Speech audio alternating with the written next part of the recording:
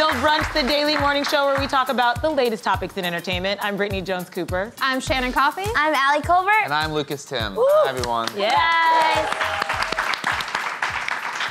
Oh, it's Friday, guys. How we doing? So exciting. We made it. I love Fridays. I do too. I'm gonna cry. And we're like, we can't wait to leave each other. I know. Yeah. No, but looking at you two makes me think of like Charlie's Angels and how we're like a dynamic duo. And we just saw the news that they're like coming out with a new Charlie's Angels. I'm so excited. Kristen Stewart's in it. And I really love Kristen Stewart. I really love Kristen Stewart. Also, it's really funny because Kristen Stewart she has like skinny arms like I do, and she looks really funny doing action. Yeah. Oh, Like, yeah. have you ever seen her in an action film? She's like, ugh. So I think it's gonna be like a really good comedy. I actually just saw that like Dolce & Gabbana perfume commercial or whatever where she's just like gliding through the air, but she does have skinny arms. Yeah. I don't know. She's cool. She's cool. I love her. She's cool, and I'm Elizabeth obsessed Banks with is her. directing it and playing Bosley in it, which is cool. And the Drew Barrymore, Lucy Liu, Cameron Diaz is played by Bill Murray and Bernie Mac. And so it's cool Elizabeth Moss is directing and starring in it. Yeah. Elizabeth Banks, sorry. So I'm really excited for this. I do love the original ones, like Lucy Liu, Cameron, and Drew. Like, they have big shoes to fill, but I'm excited for the I mean, I love the franchise, so. I went as Drew Barrymore as a Charlie's Angel in 3rd grade for Halloween. Oh, really? Yeah, I was obsessed. Was she your favorite? She was my favorite, but now my favorite is definitely Lucy Liu. Oh, yeah. Mine's Cameron. Yeah, Cameron the one was dancing like in the underwear? dancing in her underwear. She was dating Luke Wilson. Yeah, they were so good together. I always liked Lucy Liu. I don't know, she was just badass You woman. wanted to be Lucy Liu? Yeah, I think she was what I would want to be. No, but then She's the second, so hot. And the second one, and then I joked on the other day, like Demi Moore, the big thing was she wore a bikini, and then, oh my God, a woman over 40 wearing a bikini. But that was a huge deal when that movie came out. It really was. And I she don't know played if the it villain. was just that she was over 40, is that she had like abs. No, and she was, looked like, incredible. super amazing. But like it was like women over 40 or so like laying on the couch knitting. Like no, they could be Demi Moore, and that movie was not as good as the first, I love but it when was Lucas cool. tells us like what women can be. Yeah. I He's believe like, in you women. can be beautiful I believe and women. smart. He's a bigger feminist than I think all of us put together, Yeah. which is what I love I am about a feminist. Lucas. You're such a nice This feminist. is what a Very feminist looks grateful. like. Exactly. Yeah. I love that. God, those movies are so hot. Yeah. Oh, Justin Theroux in the second one where he's like all I'm a fire Irish. starter. Oh my God. She literally walks through fire in that. And he just I was had- always amazed by that. I was really like, So whoa. good. Yeah. Even baby Shia LaBeouf is hot in that. I don't remember. Oh, he is. He's like only 13, but I still was like, he can get it. No, I was also 13. I was the same age. I'm the same age as him, so it wasn't illegal. I am the same age Yes. as him. Just so you know, when I sexualized baby Shia LaBeouf, just know I was also a baby. Yeah, that makes it okay. Yeah. Yeah, that does make it okay. It does. Babies can love babies. Yeah. Well, Free baby Cool. love. It's Free Friday. the nipple. Well, moving on to another great couple. Congratulations to Priyanka Chopra and Nick Jonas. Woo! Woo! The famous duo is reportedly engaged after 2 months of dating. According to People magazine, Jonas proposed to Chopra in London last week during her 36th birthday celebration after shutting down a Tiffany's store in New York City to choose the ring. Wow. They are Moved right from Sweet Home Alabama. Sweet Home Alabama, another classic Yeah. When he movie. shut down that store. And he opened the lights turn on, and J-Lo's just like, I mean, Reese Witherspoon, not J-Lo, Reese Witherspoon, sorry. Reese Witherspoon, wrong rom-com. I had J-Lo in my mind because Made in last week, Manhattan. Made in Manhattan. Yeah. Reese Witherspoon is like, holy shit. That's a great scene. As As a 10-year-old boy, how can you not appreciate that? I think every every person, 10-year-old boy was very touched everyone was by very touched by that. This is, I mean, we've been talking about them on and off for the past couple of weeks, and the fact that they've been dating for 2 months and they're doing this, and I really think, I mean, he seems like a very serious guy when he loves. I feel like they're gonna get down the aisle. Like, I really don't think this is like a stunt. No, but I I know think you it's real. disagree, but I don't know. I don't know that I disagree. I'm just liking how you're saying he's a very serious guy. Is that because of the whole Jonas brother, like the purity ring? No, he just, to me, seems like very intentional in what he does. And he seems like he doesn't get caught up in the Hollywood thing. He does, for his age, to me, seem very mature. So for them, the pairing doesn't really strike me that much because I think he's a very mature guy. And I really think he's like, he's doing this. Yeah, he looks like a good husband already. Like, look at his face. He looks like he's taking care of her and being like, don't worry, I'm gonna cook tonight. And I'm like, oh, fuck, what are we having for dinner? And I'm just getting, I'm getting inspiration from the fact he's not concerned that she's taller than him. I know. And heels. Yeah, oh. He's confident. I love a confident it. man. So sexy. This was, I really did think this was a fake couple. Yeah. And I still don't know if this is a real couple. Really? but the fact that, I mean, they're engaged after 2 months, that doesn't really convince me that they're a real couple. That seems like when you know, you know, Alex. Yeah. How, it's, they have an almost 10-year age difference, Yeah. right? It's interesting, too. I mean, I have no problem with that. Yeah, but I think it's like a trend in Hollywood. Getting engaged is hot right now, as Paris Hilton would say. But it is a trend, and I'm not even seeing anyone casually, and I feel like I might get engaged next, you know? Right. Like, I'm just like, you just don't know, but the trend is happening, so we might all be engaged by the end of this month. Maybe on Monday you'll be engaged. I'm like, hey guys, What are you look at doing all these this weekend? rings. Are you going anywhere fun? Yeah, I'm just gonna like stand on the corner of any block and just make a lot of eye contact. Look for And if husband. you meet him this afternoon, you could be married by Monday. Him or her. Him or Yeah. her. I'm open. Yeah. You could be I married can- by Monday. By Monday, and you guys can be my bridesmaids, all of you. Yeah. Thank you. You can join in. I wonder what their celebrity couple name's gonna be though. They don't have one yet. Yeah, Like let's try. Nopra or Nyanka. I think it's just Bianca? Prick. Oh, Prick.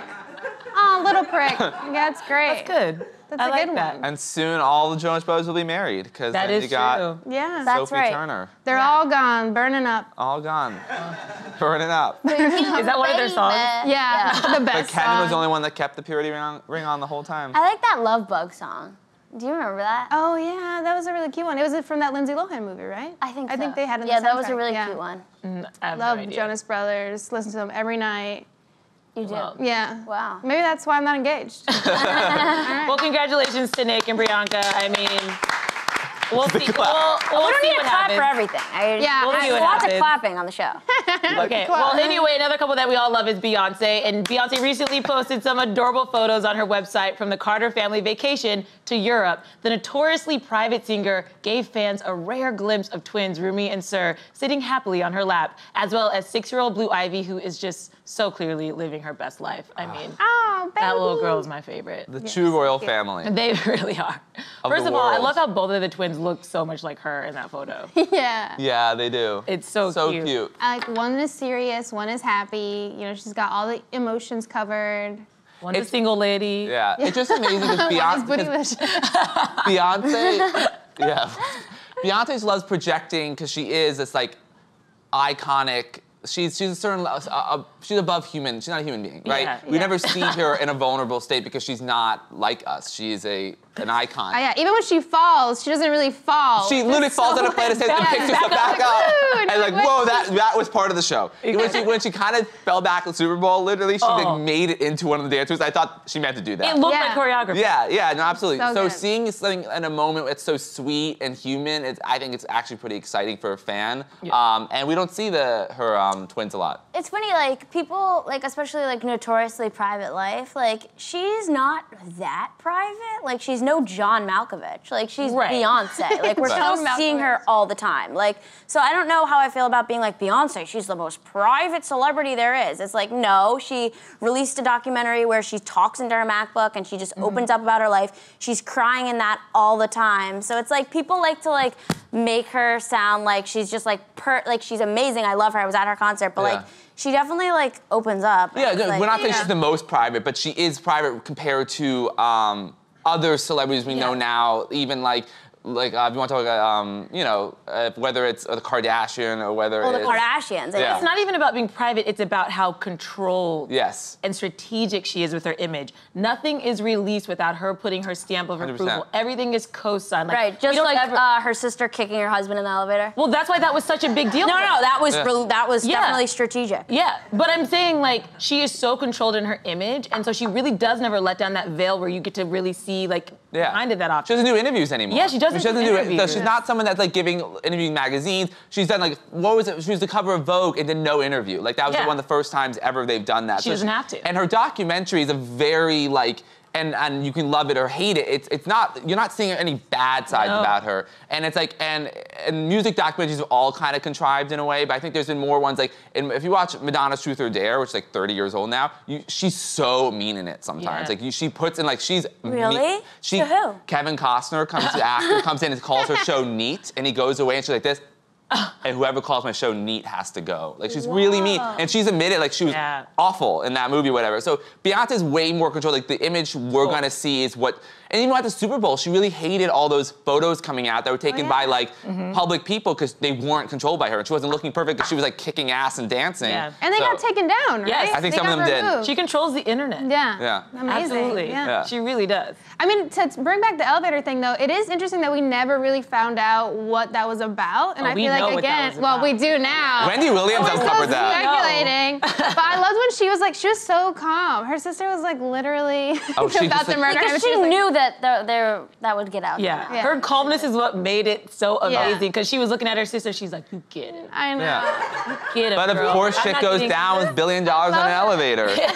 Hello, and that's all she needed to say. I was like, that's all. Again, co-sign that as well. And I also love, apparently in Italy, she and Jay-Z got a standing ovation when they left a restaurant, which I think is like the ultimate life goal to in Italy, and the whole restaurant gets up to cheer you just because you were there. Yeah, like, that's awesome. Like, you ate pizza, woo! Yeah. Allie would be like, why are they clapping? So gross. Why are they clapping? Yeah. It'd be funny if you were there. It was great. Yeah. I don't know, she's awesome. Also, I love how we're talking about how accessible she is, but she's clearly on like a multi-million-dollar yacht in the middle of the Mediterranean, but still. Isn't that amazing? People are like getting photos of her even when she's like in the middle of the sea. Well, she released those. That's what I'm saying. Like those were something she put out on her website. Oh, right, those were not paparazzi. Like you don't get paparazzi photos of her on her yacht. You're right, there are no paparazzi photos of Beyonce. Well, not a lot. Not a lot, which makes you think everything is, everything is planned. All right, Lena Waithe fans have reason to celebrate. The Emmy-winning writer, actress, and creator of The Shy just signed a first-look deal with Showtime. Under this deal, Waithe will develop comedy and drama projects for the network that she will both write and produce. This is exciting. I'm so excited. So explain this deal like you were... Yeah, so a first look deal is, there's two types of deals that networks and studios offer writers and producers. One is an overall deal. An overall deal is essentially when they'll pay a ton of money, but they own everything the writer does, no matter what. Any project, any idea, and they can only go to one of their networks. So if this was an overall deal, Lena could pitch a show, and if Showtime said, no, we don't want it, the show's dead. This is a first look deal, which is great. So she has to first go to Showtime, pitch her idea, and they can say, yes, we're gonna develop it, or no, and once they say no, she can then go to any network she wants. So this is like an ideal deal for someone This is perfect for of her caliber. Yeah, it's incredible. She is so talented. The Shy is incredible. Master of None, that Thanksgiving episode was unreal. Good. She's the first Black woman to win Best Writing for Best Comedy. So this allows her to have the freedom to go anywhere if Showtime doesn't want to make a show of her. It's really great thing for her. She's great. I loved her in Master of None. That Thanksgiving episode was so great. I mean, I haven't seen The Shy. Yeah, it's really, really good, and it kind of follows like a group of people in the south side of Chicago, which gets a really bad rap with the headlines and the murders, but she really shows the people living there, and she humanizes it because she grew up in Chicago. But does she star in that? No. She executive produces it and created it. Yeah. But I saw her recently at the 92nd Street Y at a talk, and she said that she likes to paint Black people with the tiniest brush possible, meaning she's not just gonna generalize with these broad strokes. And you can see that in her art. She speaks as a Black woman, a queer woman, like she really just gives these people life, and I feel like very few artists have been able to do that. So I love her work. Yeah. No, I feel it. No, she's great.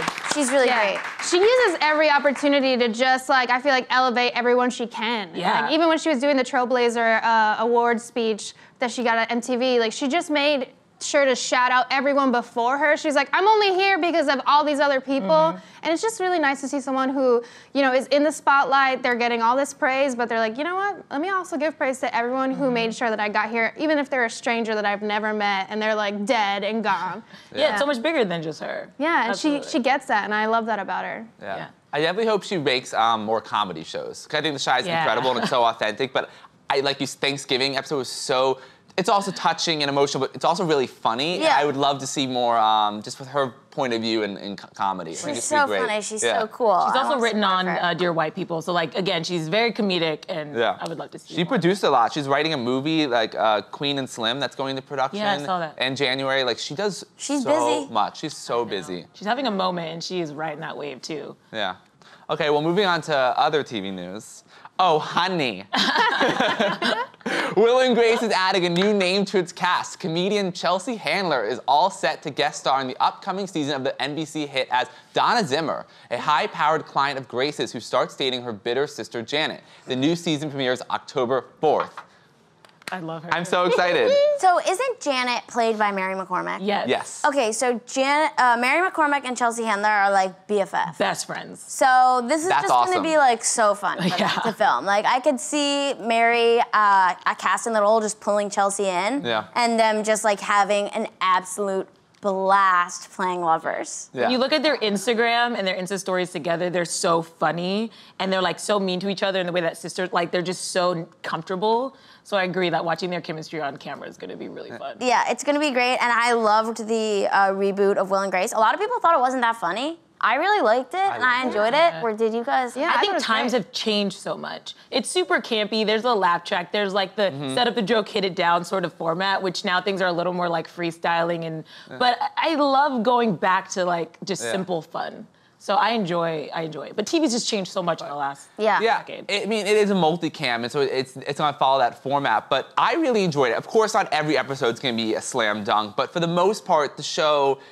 stay true to its foundation and what it is, and it's also so amazing those actors basically look and can do the same stuff. But it's also funny. It is funny that Karen is friends with Melania Trump. Like that's believable and so funny. funny. Like Melania calls her during her night terrors or whatever. But you know, and I think Will and Grace, like looking back at the legacy of Will and Grace, and I remember when I started watching when I was 11 years old, and I remember I faced a lot of crap from my friends because like, it's a gay show or whatever, and I never cared about that. I was like, this show's fucking funny. I loved it. But and yes, it has its problems. It was, and it does not portray every people in the most three-dimensional way. But like, I think it's amazing. Like when Vice President Biden did say like it did more to educate the American public than almost anything when he endorsed same-sex marriage. Like that is an incredible show. So it made sense of all the reboots that came back. Like it made sense NBC brought this one back. Like it still has a story to tell. And also, one of my favorite episodes of this past season was when Ben Platt, guest star, starts dating Will. He's a younger gay guy dating Will, who's an older gay guy. And like, they kind of have the clash of generations of like how Ben Platt's like, it's so easy being gay now. Will's like, no, it was fucking hard. So you kind of, like Will and Grace addresses how like, yes, it's a little bit old school, but like, we're gonna find the humor in it. And they literally have a debate over like, no, Madonna's old. No, she's incredible. Like, it's a really funny episode. It's one of those shows that like at night when I'm like, okay, what are we gonna watch? I always am either turning to like Friends, a mindless Food Network show, that's me, or like Will and Grace. Like I just love to have those shows on at night before I go to sleep. I know you like to be terrified. You're like, let me put on a horror film. But like, I'm sure Brittany could agree with me on this. I agree. You're watching a happy show before you go to sleep. I'm watching Parks and Rec, Will and Grace, Friends, or 30 Rock. It just makes you feel so good. Yeah. Like, I love that. That's just, and what I love too about like Karen and Deborah Messing's character, sorry, Grace, she's in the title, is that it really harkens back to like Lucy and Ethel from I Love Lucy. So they do all this like slapsticky back and forth stuff, and I just love that dynamic too. Yeah, it's so good. They got stuck in a shower this past season. It was really funny. It was very Lucy and Ethel. Exactly, that's exactly what I was thinking. I thought I saw this past season, but every episode you guys have referenced. Okay, those are the best episodes. And the good thing is, it got renewed for season 3 already. I know. Woo, So actually, season 11, I guess it is. Like, so wow. It's a moneymaker. Yeah, moneymaker. And they've had a lot of great celebrity cameos on there. The best. So I'm excited to see what Chelsea. Oh my God, yeah, Molly Shannon. Who was that? Molly Shannon's awesome. Season though. Oh, Alec Baldwin came back. Yeah. He was good. Molly Shannon was on. Yeah, Molly, she was so fun. The best ones, they've had Cher on, of course. They've had Madonna on. They've had Jennifer Lopez came back and was incredible. Yeah, they've had everyone. Yeah. That's also what makes it fun to watch. You don't know who's gonna pop in week to week. Totally. Yeah, someone walks in the door, everyone's like, woo! And it works for the most part. Like, it really works. So funny, right? I love that. They're like, I'm your landlord. It's George Clooney. Everyone's like,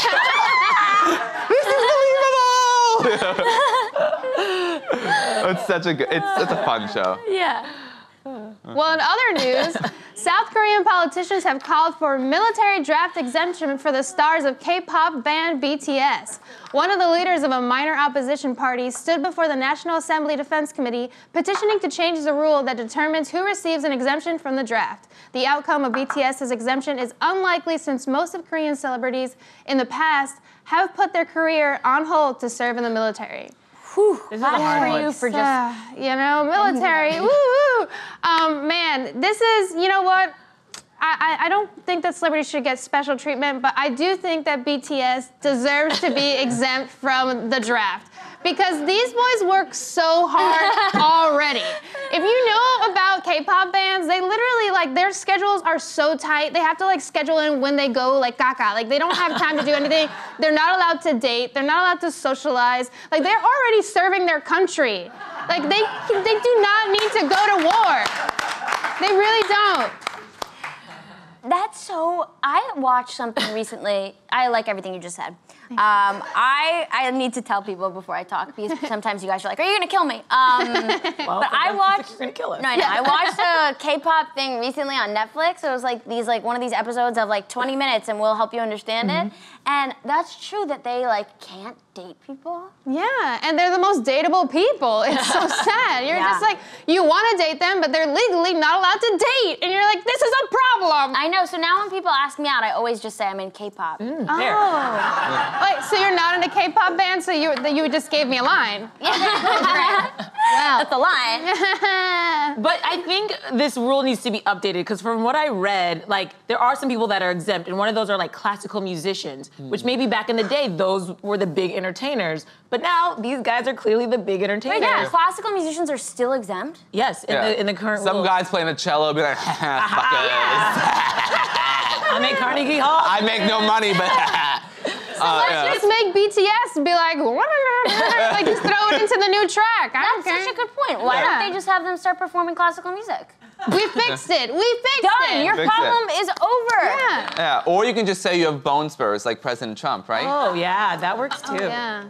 I think what's interesting, though, is that the fans are the ones really pushing this. So it is law that people have to go. Obviously, North Korea is a real threat for South Korea, so people do have to, like, show up for their country. But the fans are like, no, we will go sacrifice our lives and our bodies, but we need you to perform for us. That's the best part. It's like these fans will go into the battle, God forbid if a war starts, another Korean war starts, but they will be there listening to that K-pop music. Yeah. I'm doing this is worth it, it's worth it. Yeah, that sounds like a good time. I mean, shoot me up, BTS. I want fans who could do that for me. Like, I will go to war instead. Yeah. You know, I think that, you know, what is life without art? Yeah. Very true. True. It's Profound. very deep, yeah. Deep thoughts. Hashtag thought of the day. Deep Yeah. thoughts. Yeah. Do you think, like, if they did send BTS to war, that, like, people would see them in the front lines and be like, oh, actually, and they, like, put down their guns and be like, let's love one another. Yes. I think they might change. Maybe that's the solution. Yeah, Okay. what if we send all the K-pop bands to war, and then people will be like, we don't want to fight anymore, we just want to dance. And then they just start gyrating, And it we're becomes like, a flash mob. So we just solved world peace? I think so. Oh, wow. Yeah. Heard it here You're first, guys. welcome. Build Brunch does it all. I like looking at you guys in awe. Silence your phones and put on your headphones. SYFY, an audio technology company, is getting ready to bring moviegoers and fans closer to the movies they love. The Arizona-based startup is rolling out a new technology that allows viewers to listen to a movie's audio track over their headphones for a more immersive experience. The company put its new technology to the test this week with the theatrical release of the Columbia Pictures film, The Equalizer 2. I think that's the perfect film to do it. I want to hear Denzel Washington in my ears as closely as possible. So you love this. Like, I love the idea of this, yeah. What headphones would you... my thing is, like, if I go to the movies, I don't I like to talk during the movies. Okay, so you're the reason I like this. And like, I would like to I mean, no, like, you want to like kind of whisper something, maybe, I don't know, and like I like hearing the crowd laugh, I like hearing them like react to things, and now I'm in my headphones. Like, if I'm in my headphones, why don't I just watch it at home? That's oh, true. interesting. You like the community aspect of the movie. Yeah, I need the friend. That's actually that's so interesting because I feel like the idea of this is to bring more people to the theater. It's more immersive. But you're saying, which I think is very valid, that actually this isolates you more. So why do I have to even go? Totally. That's a good interesting. point. But headphones, wouldn't you want, like, if you did this, you would want, like, I would bring out like the over-the-ear. Right. Big time headphones. Like, if we're going all in, we're going all in. Yeah. I'm not putting my AirPods in. I'm No. like, you're disconnected from the film. I'm like, Yeah, no. Bluetooth joke. I think I really support this because I just went to a movie screening and I sat next to a woman who I think had like Tourette's or something. Not her fault. But she was like making noises throughout the entire movie, and I was just like, I wish I could just put in headphones. Yeah. You know? Because you can't always control who sits next to you. So I'm saying this could be a remedy to something like that where somebody's coughing a lot or sneezing or talking, you could just be like, you know what? You don't have to worry about it. It is cool because like apparently like the technology, like you would like if bullets are flying, they'd be like flying past you. So you're like, oh my god, they're flying at me. Well, imagine watching John Wick with those headphones. I saw John Wick 2 like 3 times, and the third time I went, it was so loud. My friends and I went to the front desk to be like, can we lower it? Because it feels like we're getting shot. So I can't imagine like being like, it's like, literally. Yeah. I have sometimes also wanted them to lower it. It's like really loud sometimes. Right. It's so loud. And people are like 40, 5D, 60. Like, I'm okay. I don't need to be in the Lord of the Rings. I know exactly. What is a 5D? Some guy rubs your back while you're watching the movie? I mean, oh my God. I know, it's crazy. But speaking of the Lord... Weird example. Yeah, what kind of movies are you watching? I don't know. He's like, some guy like jacks you off. a 5D movie. I don't know. But actually, that's what you brought up is interesting because when movies advance technology, sometimes it's such a backlash. When The Hobbit came out, they like increased the frames per second, which makes it so lifelike and it's so vivid. People are like, what the fuck? Am I watching a telenovela? I thought I was watching The Hobbit. Like, people were so put off by it. So I feel like... Do you love me, Frodo? yeah, Bilbo. It's about Hobbit, about Bilbo. Whatever. We'll get into it later. But yeah, I think this is an interesting thing. It may be a blowback, but so we'll see. Yeah. I mean, I would try it. Would you guys go? Would you? I would try it. Would you give it the Yes. experience? Yeah, give it a try. Yeah, I'd try anything. All right. Very true. Yeah. On that note, now it's time to move on to our guest. Another point. Cassie Scerbo is best known for her roles in the iconic Sharknado films. She's also vice president of the anti-bullying PSA, Boo to Bullying, where she's working to eradicate bullying all over the nation. This time, Cassie stars in Sharknado 6, where her character returns thanks to a little time travel twist. Let's take a look. What if Gil unleashed a Sharknado during the Revolutionary War? Then there'd be no revolution. Then America wouldn't exist. Then we wouldn't exist. Come on! I haven't even seen this. Everyone put your hands together for Cassie Scerbo. Welcome. Thank you. Thanks for having me. I mean, we got to get straight into this Sharknado business. Yes, yes. Sharknado 6, did you Yes. ever think that was going to be a reality? I mean, that's amazing. No, I didn't even think Sharknado 1 was going to be anything. It wasn't even called Sharknado. It was called Dark Skies. And when we found out the title was going to be called Sharknado, we were like, oh no, we can't be on IMDb under something titled Sharknado. Like, how do you get me off this thing? And now I'm very grateful to be a part of Sharknado, obviously, because we're on number 6. Crazy. So So cool. Very crazy. And I'm super excited because your character is coming back through the power of time travel. Yes. That's super cool. Because, you know, spoiler alert, you had died. Yes, I died. I did. You died, now you're She coming did. back. How cool is that? And like, what does that mean? What does any of it mean? I ask this every day on set. I don't know. No, it's great. I mean, we start in a prehistoric era. Tara's character has a pet pterodactyl named Tara. And we're riding dinosaurs and fighting megalodons and go all the way into King Arthur time period to the Revolutionary War. I saw that clip, which, yes, I didn't even see that clip. I did ADR 2 days for that, so I don't know how that got here, but I guess You're the like, ADR I don't went watch well. these movies. No, I do. I'm excited. Obviously, you know, I watch them at the premiere and call it a day. No, they're fun. Is sci-fi like your thing? No. Like, are you like, what's like your type of like the movie that you're like drawn to? Like, is this like a genre that you're very into? I mean, I like the fact that I get to play it sounds silly talking about Sharknado, but that I play a very female-empowered character. In number 5, she has her own army, the Sharknado Sisterhood. Woo! great. Girl power. So I really enjoy that. I love action. I'm kind of a tomboy at heart, so that's all really fun for me. But honestly, when people ask, like, what kind of role what would be your ideal role? For me, it's about the writing. It really, it just depends on the script and how that writer's words, how they touch me and what they mean to me, and it doesn't really have it's not really a specific genre. Right. Yeah. So. But it must be cool to be part of a franchise like this where like imagination's limitless. Yes. Where It you- is. I really want. I don't know what these writers, what they're on like this. But no, it's so much fun. And honestly, every time these come out, year 6 now, it just feels like we're having a party with the whole world. It really does, because it airs, all around. And last year I got to do press in Spain and Portugal, and just having all these girls, running around like, we want to be Sharknado hermanas, like the Sharknado sisters. And I was like, oh my God, that's the coolest thing ever. So it's great. My 10-year-old cousin Ava loves Sharknado. She loves sharks.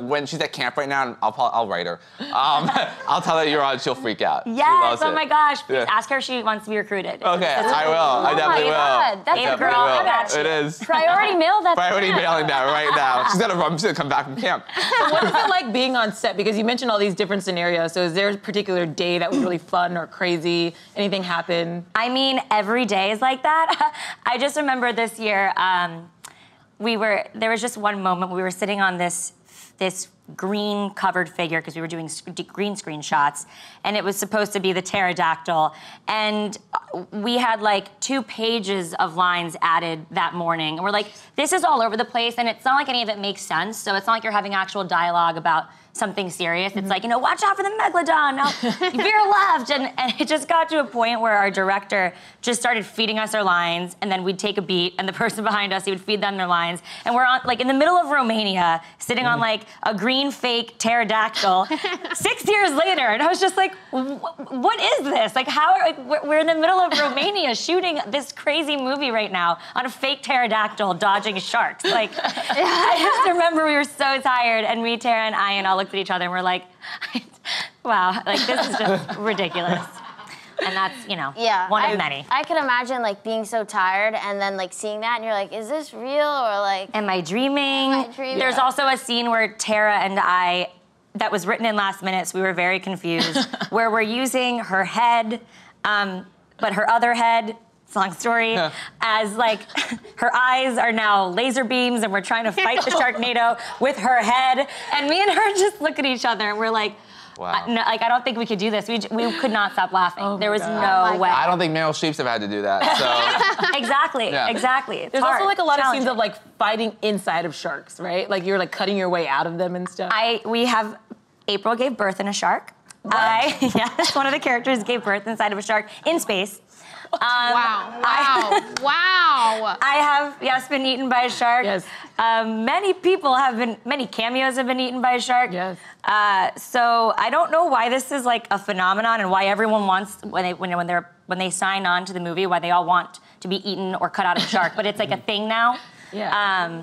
But to be completely honest, I'm not even kidding you, these movies are challenging because you're walking such a fine line of trying to keep it funny, but like playing into the joke, like just the right amount, and half the time you're thrown scenes that day because they decided to add Fabio in, or whoever it may be, and now like the whole schedule's turned around, or you're looking at a little sticker and having to envision the most unrelatable circumstances. I'm like, I would rather like have like a breaking down crying scene with someone telling me they're leaving me, or like they just got cancer, because it's more relatable than this Sharknado you're telling me to like envision, So it's oddly, it's true, it is a little bit challenging. Yeah. It's so bizarre. So it's good, like, boot camp, though. I'm sure, like, once you can do that, you can do anything. it's like going to improv class, basically. Yes, and I'm all about that. Yeah, Yes. love improv. Yes, and. Yes, and I always. just took some UCB classes. I'm in one. I'm my 201. Yeah. I have a show next week.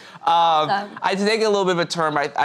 This is incredible work that you're doing. You attended Marjory Stoneman Douglas High School in Parkland, Florida, and you've been very active in March for Our Lives. And I think we actually have a clip of you sending love to your community. I just want everyone to take a look at it. Oh. Hold on to each other close. I can't wait to come home and be with you all. Keep using your voices. Keep marching. Your stories are not in vain, and you are just so loved and supported, and you are just my heroes. Thank you for being courageous. Thank you for being brave. Thank you for taking a stand. I love my community. I'm watching the way you guys are sticking together. I've always loved our community. We are so blessed to have the community that we have. Yeah. I really admire that tremendously, and especially in our time right now, you're using your platform to speak out, and especially you're so connected to your community. Can you tell us about like what prompted you to make that video and getting other celebrities and your friends involved to do that? Yeah, totally. I actually just explained it too on Girl Boss, which I was so happy to write an essay for. I found out about the shooting right before I left for Romania. And of course, all I wanted to do was go home. And the fact that I had to fly the complete opposite direction, just further and further away from home was gut-wrenching. And it was breaking my heart. And I was like, I can't just sit here and film this movie. All I'm doing is actually thinking about my school and my people. And one of the victims was a family friend of ours, Meadow Pollock. And I just couldn't take my mind off of it, obviously. So I was like, I have to do something, and the least I could do was put together a video to, just send our love to the students. Like, the fact that they had to go back into this school again and face these hallways and those teachers and, go into these classrooms where some of them had witnessed murders. I just couldn't even imagine what that would feel like. So I just wanted to send something uplifting, and in the video I promised to continue on and speak out and speak up for them. And I'm currently producing a documentary on the whole entire scenario, a docuseries that I'm very excited for it to come out. I think it's gonna be very impactful, and there's a lot of things I think people are gonna be surprised about. So yeah, producing the documentary and working with Meadow's movement. They're right now working to build a park in her name, and yeah, they'll also have a memoriam for the other 16 victims. And yeah, I mean, I'm just anything and everything I can do to obviously help in any way put an end to this, or to just have safer schools. Simply, I'm really fighting for it, and I will continue to do that. Absolutely. 100%. You're doing, amazing work. You're also the vice president of Boo to Bullying. Yes. Which we learned about. Will you share a little more information about that? Absolutely. I actually just got off a red eye from our 4th annual Take a Bite Out of Bullying. I married the world of Sharknado, thank you, and charity. Amazing. Yes, I was like, how can I leverage this? And marry both worlds. But I started out as the Girls Youth Ambassador, and when I was 21, and when I was 25, after I had created this event and it was so successful, and the vice president had decided to stand down, they had asked me to come on board as vice president. And I was like, I'm 25 years old, but I think I can handle this. Yeah, let's do it. Let's go for it. Why not? I have so many ideas. So this is great, because now I'm in the position to actually, for them to be able to come to fruition. So yeah, we've been working on our pilot programs and our mentorship, and just got $100,000 from our new national ambassador yesterday. Happy to embark on this new journey with him. He, Richie Incognito, he, says that he's endured both being the bully and bullying, and I think it's really cool that he wants to do something positive, and that he's, he made this wonderful apology video, and he's ready to take a step forward. And he donated this money so that we can start football camps and do more with our programs. So we're really excited about that, because I think that so many times celebrities or football players, whoever it may be, they come out with stories about being bullied, which is horrible, but not very often do people stand up and come, talk about the fact that they were maybe a bully at some point in time, and they're owning up to it, and we all make mistakes, and how to move forward, and how to, I guess, turn something bad into something good. So very excited about the future of Boo to Bullying, and we have an amazing board, and I'm really proud of my Boo to Bullying family. We started with literally nothing, nothing. So I would imagine with the work you're doing, do you have a lot of young people reach out to you on social media and sort of share their stories, and how powerful is that? Oh my God, that's, I think, to me, more important than anything. I've always said that since I was a kid. It's using my platform to be able to help people in any way that I can, literally any way. I love doing that. So on the plane yesterday, a young woman had reached out about something, an internal battle, that's something she's going through. And I didn't even want the plane to take off. I was like, no, I can't lose reception. I want to finish this conversation. So I love the fact that people reach out, and they do, and that's why I do it. So keep reaching out. Yes. Any of our handles, I'm at Cassie Scerbo on everything. So. I love that. And I love that you have this really fun Sharknado platform, but you are really using it to push forward a message, and that's really powerful. Yeah. So thank you so much for joining us today, guys. Give it up for Cassie. Thank you. Thank you for having me. Thank you. sure you check out Sharknado 6, which premieres on August 19th on the SYFY network. Everybody have a great weekend. We'll see you on Monday, same time, same table.